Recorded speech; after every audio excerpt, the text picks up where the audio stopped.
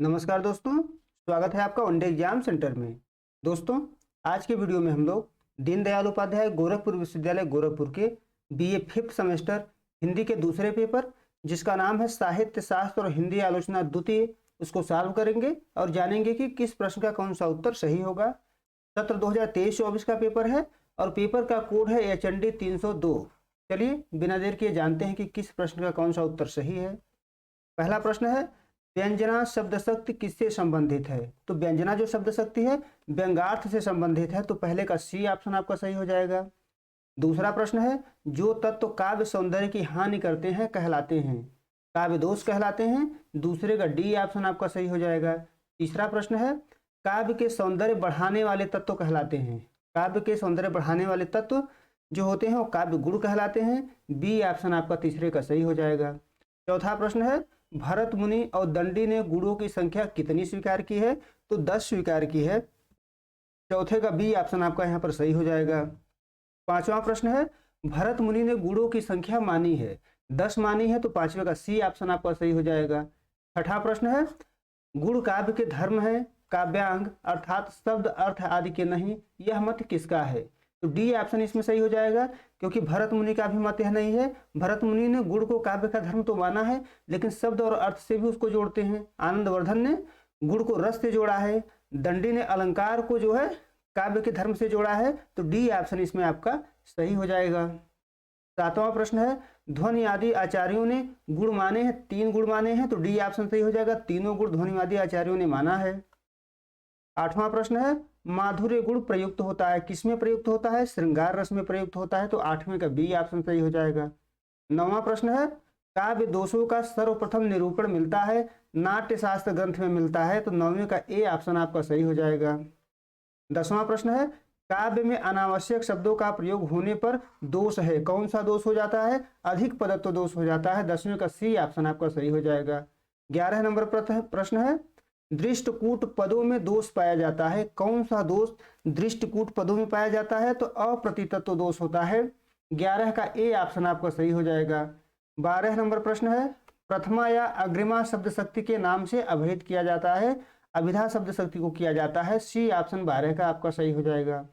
13 number प्रश्न है, शब्द शक्ति के भेद हैं, शब्द शक्ति के कुल 3 भेद होते हैं, 13 का बी ऑप्शन आपका सही हो जाएगा।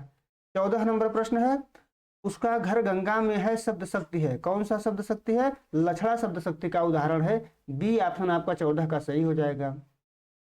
15 नंबर प्रश्न है, शब्द शक्ति का महत्व है, इसमें से कौन सा महत्व शब्द शक्ति का है? तो सी ऑप्शन सही हो जाएगा, शब्द शक्ति से ही अर्थ का बोध होता है, बिना अर्थ का उचित बोध किए काव्यार्थ की प्रतीति नहीं हो सकती, सी ऑप्शन आपका यहाँ पर सही हो जाएगा।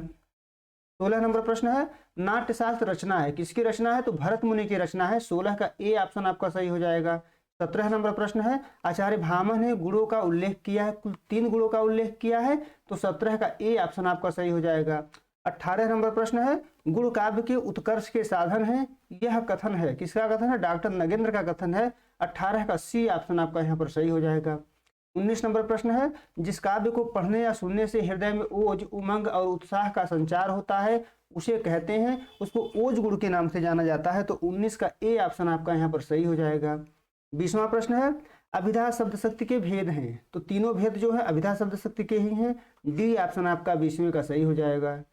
21 नंबर प्रश्न है, प्रतीक का अर्थ है, तो प्रतीक का अर्थ होता है संकेत, 21 का बी ऑप्शन आपका सही हो जाएगा। 22 नंबर प्रश्न है, प्रतीकवाद के जनक माने जाते हैं, तो प्रतीकवाद के जनक जीन मोरे आस को माना जाता है, 22 का डी ऑप्शन आपका सही हो जाएगा। 23 नंबर प्रश्न है, बिंबवादी आलोचना के सूत्रधार कौन थे? टी ह्यूम थे, 23 का सी ऑप्शन आपका सही हो जाएगा। 24 नंबर प्रश्न है, दृश्य बिंब का संबंध होता है, तो दृश्य बिंब का जो संबंध होता है वह नेत्रों से होता है, 24 का बी ऑप्शन आपका सही हो जाएगा। 25 नंबर प्रश्न है, काव्य सर्जना का मूल आधार तत्व है, क्या है काव्य सर्जना का मूल आधार तत्व? तो कल्पना है, 25 का बी ऑप्शन आपका सही हो जाएगा। आगे बढ़ते हैं, 26 नंबर प्रश्न है, कल्पना का प्रधान गुण है, तो रचनाशीलता कल्पना का प्रधान गुण होता है, 26 का ए ऑप्शन आपका सही हो जाएगा। 27 नंबर प्रश्न है, कल्पना के द्वारा ही काव्य ग्राह्य मर्म स्पर्शी और सजीव बनता है, किसका कथन है? कालरिज का कथन है, तो 27 का सी ऑप्शन आपका यहाँ पर सही हो जाएगा। 28 नंबर प्रश्न है, कल्पना के भेद हैं, सी ऑप्शन यहाँ भी सही हो जाएगा। दोनों भेद कल्पना के ही हैं, मुख्य कल्पना और गौण कल्पना। 29 नंबर प्रश्न है, ऐन्द्रिक बिंब का भेद नहीं है। आपको बताना है कि इसमें से कौन ऐन्द्रिक बिंब का भेद नहीं है, तो बी ऑप्शन आपका यहाँ पर 29 का सही हो जाएगा। स्मृति बिंब जो होता है ऐन्द्रिक बिंब का भेद नहीं है, बाकी सभी ऐन्द्रिक बिंब के अंतर्गत ही आते हैं। 30वां प्रश्न है, बिंब वह शब्द चित्र है जो कल्पना के द्वारा ऐन्द्रिक अनुभवों के आधार पर निर्मित होता है। यह परिभाषा है, आपको बताना है यह परिभाषा किसका है, तो केदारनाथ सिंह का यह परिभाषा है। सी ऑप्शन 30वें का आपका सही हो जाएगा। 31 नंबर प्रश्न है, बिंब योजना का कार्य है। डी ऑप्शन यहाँ पर 31 का सही हो जाएगा। ये तीनों कार्य जो है बिंब योजना के हैं, काव्यार्थ को पूर्णतः स्पष्ट करना, भाव को संप्रेषित एवं उत्तेजित करना, वस्तु या घटना को प्रत्यक्ष करना, तीनों कार्य बिंब योजना के हैं। 31 का डी ऑप्शन आपका सही हो जाएगा। 32 नंबर प्रश्न है, मधुमय वसंत जीवन बन के, इस पंक्ति में वसंत प्रतीक है। वसंत किसका प्रतीक है, यौवन का प्रतीक है, तो 32 का ए ऑप्शन आपका सही हो जाएगा। 33 नंबर प्रश्न है, दिवा स्वप्नात्मक अथवा दुख स्वप्नात्मक बिंब का दूसरा नाम है फैंटेसी, तो बी ऑप्शन आपका 33 का सही हो जाएगा। 34 नंबर प्रश्न है, कल्पना सिद्धांत के प्रमुख विचारक हैं कॉलरिज हैं, 34 का ए ऑप्शन आपका सही हो जाएगा। 35 नंबर प्रश्न है, फैंटेसी शब्द का निर्माण हुआ है, किससे हुआ है, इनमें कोई ऑप्शन आपका सही नहीं है, क्योंकि फैंटेसी शब्द का जो निर्माण हुआ है वो ग्रीक भाषा के फैंटेसिया से हुआ है। अगर यहाँ यूनानी ना होकर के ग्रीक होता तो ए ऑप्शन सही हो जाएगा। फिलहाल इसमें डी ऑप्शन आपका सही हो जाएगा। 36 नंबर प्रश्न है, प्रतीक की विशेषताएं हैं, तो ये सभी विशेषताएं प्रतीक की ही हैं, डी ऑप्शन आपका 36 का सही हो जाएगा। आगे बढ़ते हैं, 37 नंबर प्रश्न देखते हैं। काहे रे नलनी तू कुम्हलानी में तत्व है, इसका तत्व है, तो यहाँ पर डी ऑप्शन आपका 37 का सही हो जाएगा। प्रतीक का प्रयोग यहाँ पर किया गया है। 38 नंबर प्रश्न है, जॉन मोरियास ने फिगरो नाम के पत्र में प्रतीकवाद का घोषणा पत्र प्रकाशित करवाया था। कब प्रकाशित करवाया था, 1886 ईस्वी में प्रकाशित करवाया था। 38 का ए ऑप्शन आपका सही हो जाएगा। 39 नंबर प्रश्न है, कल्पना को नैतिक शक्ति कहा है। कल्पना को नैतिक शक्ति किसने कहा है, दोस्तों अभी इसका स्पष्ट उत्तर मुझे नहीं मिल सका है, फिलहाल इसको छोड़ करके हम आगे बढ़ रहे हैं। 40 नंबर प्रश्न देखते हैं, काव्य में अर्थ ग्रहण मात्र से काम नहीं चलता, बिंब ग्रहण अपेक्षित होता है, कथन है, यह कथन किसका है, तो रामचंद्र शुक्ल का कथन है। 40 का सी ऑप्शन आपका सही हो जाएगा।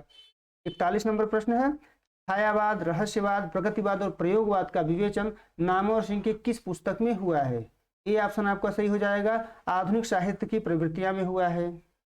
42 नंबर प्रश्न देखते हैं, छायावाद में एक नूतन सांस्कृतिक मनोभावना का उद्गम है और एक स्वतंत्र दर्शन की नियोजन भी, यह कथन है। यह कथन किसके द्वारा कहा गया है, तो नंद दुलारे वाजपेयी का कथन है। 42 का सी ऑप्शन आपका सही हो जाएगा। 43 नंबर प्रश्न है, लोक हृदय में लीन होने की दशा का नाम रस दशा है, यह कथन है, तो यह कथन आपका जो है रामचंद्र शुक्ल का कथन है। 43 का सी ऑप्शन आपका सही हो जाएगा। 44 नंबर प्रश्न है, कहानी नई कहानी कृति है, किसकी कृति है, नामवर सिंह की कृति है। 44 का बी ऑप्शन आपका सही हो जाएगा। 45 नंबर प्रश्न है, आस्था और सौंदर्य के लेखक हैं, रामविलास शर्मा है। 45 का बी ऑप्शन आपका सही हो जाएगा। 46 नंबर प्रश्न है, हजारी प्रसाद द्विवेदी ने श्रेष्ठ साहित्य का प्रतिमान किसको माना है, तो मनुष्य को माना है। ए ऑप्शन आपका 46 का सही हो जाएगा। 47 नंबर प्रश्न है, हजारी प्रसाद द्विवेदी ने काव्य सिद्धांतों को स्वीकार किया है, काव्य सिद्धांतों को साहित्य सहचर के रूप में स्वीकार किया है। 47 का सी ऑप्शन यहाँ पर सही हो जाएगा। 48 नंबर प्रश्न है, डॉक्टर नगेंद्र काव्य के 3 तत्वों में प्रमुख मानते हैं, किसको मानते हैं, तो बुद्धि को प्रमुख मानते हैं। 48 का सी ऑप्शन आपका सही हो जाएगा। 49 नंबर प्रश्न है, डॉक्टर नगेंद्र की काव्य दृष्टि महत्व देती है, डी ऑप्शन सही हो जाएगा। रस को, सौंदर्य को और आनंद की आत्मनिष्ठ स्थिति सभी को महत्व देती है। 49 का डी ऑप्शन सही हो जाएगा। 50 नंबर प्रश्न है, आचार्य रामचंद्र शुक्ल की मूलभूत धारणा है, इसमें भी डी ऑप्शन आपका सही हो जाएगा। उम्मीद है दोस्तों आपको यह वीडियो पसंद आया होगा। आप हमारे चैनल को सब्सक्राइब करिए, वीडियो को लाइक करिए, शेयर करिए। बहुत बहुत धन्यवाद।